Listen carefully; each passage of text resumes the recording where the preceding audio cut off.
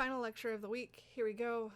Right now, what we're going to get into is looking at why, even though the Fed has a whole bunch of different tools to speed up and slow down the economy, that doesn't always work perfectly, and there's still some difficulty in the Fed kind of helping support the U.S. economy and preventing recessions and depressions and bursts, right?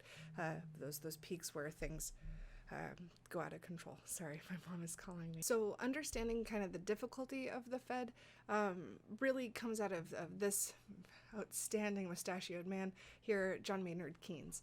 And so Keynes came up with a policy idea that basically a government could use the tools of the Fed to counteract the booms and bust cycles that capitalism and free market naturally brought about. And so he came up with this idea that he called counter fiscal policy, which is you create fiscal policy that goes against the boom and bust cycle in order to kind of even out the changes within a free market system. And so he said that if the economy was like slowing down, you could use an expansionary or an easy money policy in order to grow the economy, and in reverse likewise. Counterfiscal policy at the time when it was published was really revolutionary because it, one, argued for government involvement, that the government had an active responsibility to get involved within the economy, and two, it said that we could prevent depressions. Maynard Keynes was writing in the or Keynes. Maynard Keynes is weird. Why didn't I say his whole name? It's like just going by your middle name and last name. It's a weird choice. Sorry.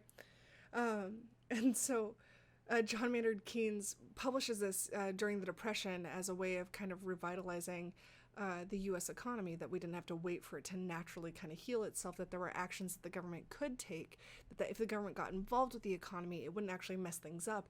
It would just help keep things even. And so even though the government can get involved and have an impact, there's still some difficulties with fiscal policy and monetary policy. And that comes into understanding lags and how lags impact kind of the rolling out of policies. So there's 3 lags that we're going to look at today, and we're going to get into it.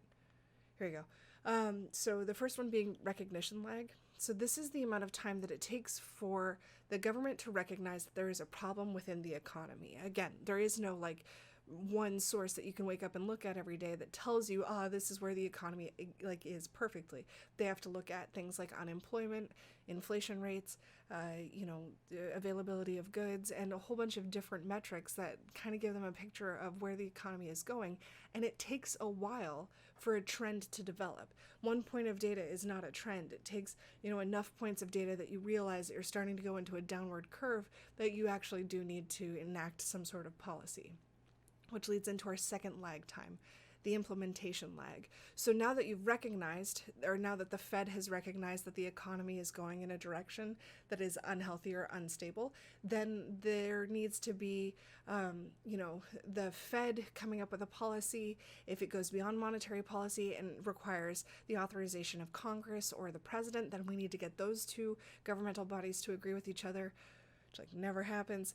And then you have to have the plan, you have to refine the plan, you have to get everyone to approve on the plan, and that's called the implementation lag. So it's that space between we've identified a problem and we've started to enact our plan.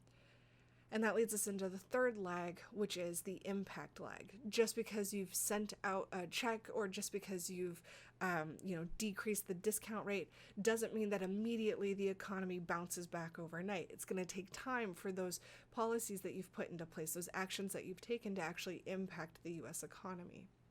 And because of these 3 lags, it's really impossible for the Fed to be immediate in anything that they do, which means that they need to be in the predicting business, knowing that whatever they end up doing is going to have to take time in order for it to actually impact the economy. They need to act at the first sign. They can't wait until they have, perfect data that shows that, we're absolutely in a depression, right? Because by then things are worse, and the Fed has the ability to kind of smooth those curves out with the counterfiscal policy.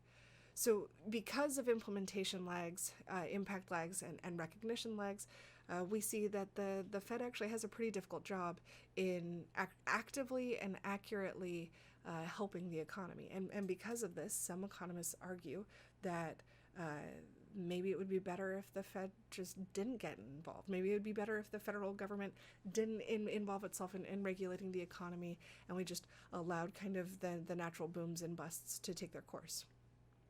This unit, you're going to be asked to kind of come up with your own opinion on this. So if you want to ask some questions or Google some things to build up your opinion on the role of government within banking, I suggest you go ahead and do that. Okay, bye. And make a stop.